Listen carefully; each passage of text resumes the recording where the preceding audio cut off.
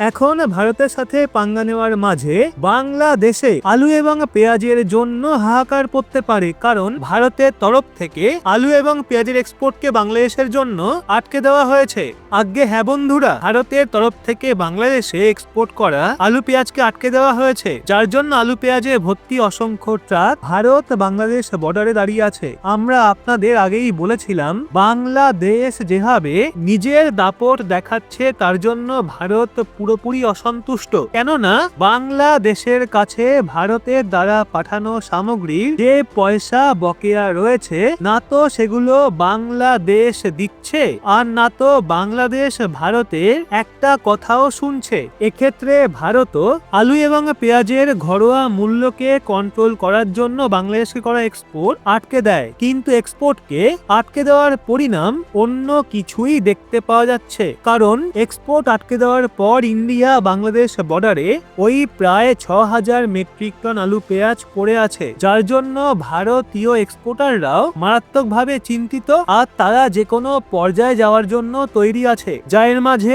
ভারতের জন্য একটা নতুন সমস্যা সৃষ্টি করতে পারে। তো সম্পূর্ণ বিষয়টা আমরা এই ভিডিওর মাধ্যমে জানবো, কিন্তু এগিয়ে যাওয়ার পূর্বে ভিডিওটা অবশ্যই লাইক করে চ্যানেলটা সাবস্ক্রাইব অবশ্যই করে নিন। ভিডিওগুলো তো আপনাদের জন্যই বানানো। নরমালি দেখা হলে এই খাদ্য সামগ্রীর মামলায় বাংলাদেশ যেভাবে ভারতের উপর ডিপেন্ডেন্ট, সেটাকে কোনোভাবে ইগনোর করা সম্ভব নয়। আর বাংলাদেশ ভারতকে যতই চোখ রাঙাতে যাক না কেন, এই বিষয়টা আগে থেকেই নিশ্চিত ছিল যে তাদের ফিরে ভারতের কাছে আসতে হবে, কারণ কোনো একটা ফুড প্রোডাক্টের জন্য নয়, বরং ভারত বাংলাদেশকে অনেক ধরনের খাদ্য সামগ্রী এক্সপোর্ট করে থাকে। কি আর বলবো, ফুড প্রোডাক্ট ছাড়াও বাংলাদেশকে ভারত অনেক কিছু পাঠিয়ে থাকে, কিন্তু টোটাল এক্সপোর্টে ফুড প্রোডাক্টই সবচেয়ে বেশি জায়গা নিয়ে আছে। এবং গত বছরের কথা বললে তো ভারত বাংলাদেশে মূলত গম, চাল, চিনি, পেঁয়াজ, আলু এবং ডালের মতো পণ্য পাঠিয়েছে, যেখানে পরিসংখ্যানের কথা বললে বাংলাদেশ নিজের টোটাল রিকোয়ারমেন্টের 40% খাদ্য সামগ্রী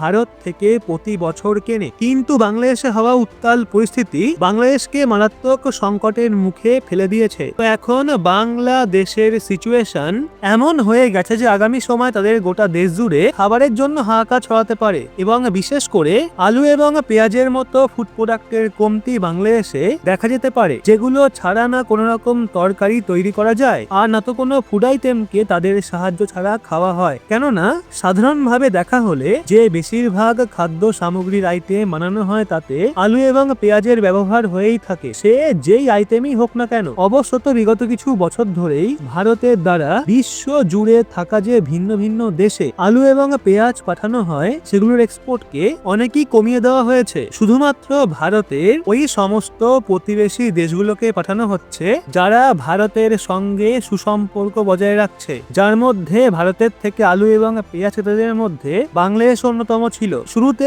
ভারত এবং বাংলাদেশের বিবাদও শুরু হয়, এবং তখনও ভারতের দ্বারা বাংলাদেশকে এক্সপোর্ট করা আলু এবং পেঁয়াজকে বন্ধ করা হয় না, কিন্তু সদ্যই পশ্চিমবঙ্গের দ্বারা বাংলাদেশেও এক্সপোর্ট হওয়া আলু এবং পেঁয়াজকে আটকে দেওয়া হয়েছে, যার জন্য এখন প্রশ্ন উঠছে ভারত এমনটা কেন করলো। এর জন্য আপনাদের বলে রাখি, বর্তমান সময়ে বাংলাদেশের নতুন অন্তর্বর্তী সরকারের প্রধান মোহাম্মদ ইউনূসের অহংকার ভারতের বিরুদ্ধে একটু বেশি বেড়ে গেছে। অন্যদিকে ভারতের কাছে তাদের যে বকেয়া রয়েছে সেটাকেও মেটানো হচ্ছে না, এমনকি তাদের সিচুয়েশনও এমন হয়েছে যে তাদের উপর আশা করাও যায় না ভবিষ্যতে মেটাতে পারবে নাকি না। সেই জন্য হয়তো ভারতের দ্বারা বাংলাদেশের জন্য পেঁয়াজ এবং আলুর এক্সপোর্টকে বন্ধ করে দেওয়া হয়। এর ফলে ভারতের একটা নয় দুটো ফায়দা হবে, কারণ প্রথম কথা, বাংলাদেশ ভারতের পেছনে লাগার পরিণাম টের পাবে, এবং অন্যদিকে ভারতে আলু এবং পেঁয়াজের দামকে কন্ট্রোল করা যাবে। এমনিতেই দেখা হলে আলু এবং পেঁয়াজের মূল্যকে কন্ট্রোল করার জন্যই তাদের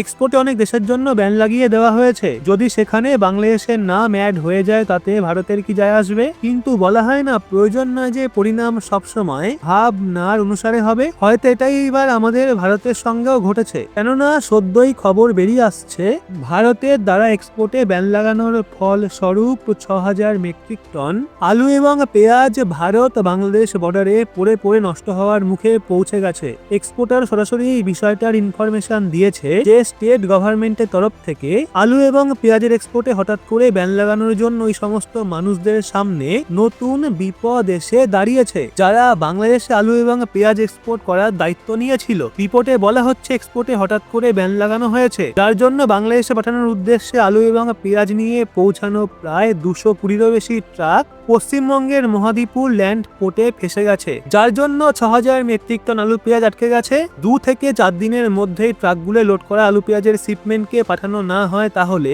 ধীরে ধীরে সেগুলো নষ্ট হতে থাকবে, কারণ ট্রাকে বেশি দিন পর্যন্ত আলু পেঁয়াজ লোড করে রাখা যায় না। সেই জন্য ইন্ডিয়ান এক্সপোর্টারদের চিন্তা বাড়ছে, যদি মালগুলোকে সময় মতো পাঠানো না হয় এবং সেভাবেই আটকে থাকে তাহলে মারাত্মক বড় লোকসান হতে পারে। কেননা এটা কোনো ছোটখাটো বিষয় নয়, বরং 6000 টনের বেশি আলু এবং পেঁয়াজ বরবাদ হয়ে যাবে, যার মধ্যে 120টা ট্রাকে পেঁয়াজ লোড করা আছে এবং প্রায় 100 খানা ট্রাকে লোড করা আছে আলু। আপনাদের বলে রাখি, আলু পেঁয়াজের ট্রাককে যে এক্সপোর্টাররা পাঠিয়েছিল তারা এতটাই চিন্তিত যে তারা জেলা প্রশাসনকে চিঠি পর্যন্ত লিখে মহাদীপুর ল্যান্ড পোর্ট থেকে এক্সপোর্টকে খুলে দেওয়ার আপিল করেছে। ওখানকার এক্সপোর্টার অ্যাসোসিয়েশনের যে সেক্রেটারি রয়েছে তারা এতটাই চিন্তার মধ্যে রয়েছে যে সময় থাকতে যদি এক্সপোর্ট ব্যানকে না সরানো হয় তাহলে তারা হরতাল করার জন্য তৈরি আছে। ইন্ডিয়ান এক্সপোর্টার এই পর্যায়ে যাওয়ার জন্য এই কারণে রেডি আছে, কারণ যদি তাদের মাল বাংলাদেশে পৌঁছে যায় তাহলে অনুমান স্বরূপ প্রায় 50 কোটি টাকারও বেশি ডিল তাদের জন্য হতে পারে। কিন্তু যদি বাংলাদেশে না যায় এবং ভারতের লোকাল মার্কেটে বিক্রি করা হয় তাহলে এর থেকে হওয়া লাভ তার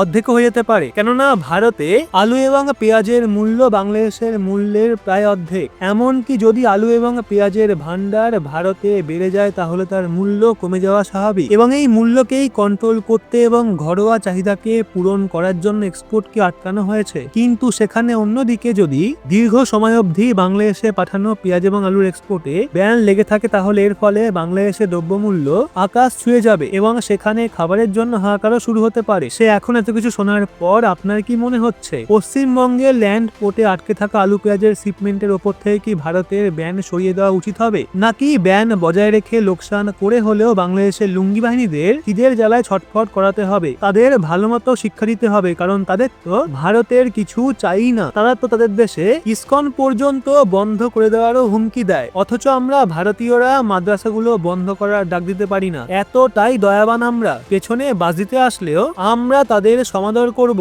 শেষে একটা কথাই বলবো, বাংলাদেশে হিন্দু নির্যাতনে, হ্যাঁ বাংলাদেশে হিন্দু নির্যাতনে যদি না কাঁদে তোর মন, রহিম চাচার খাটে তোর জন্ম, তুই হিন্দুর দুশ্মন।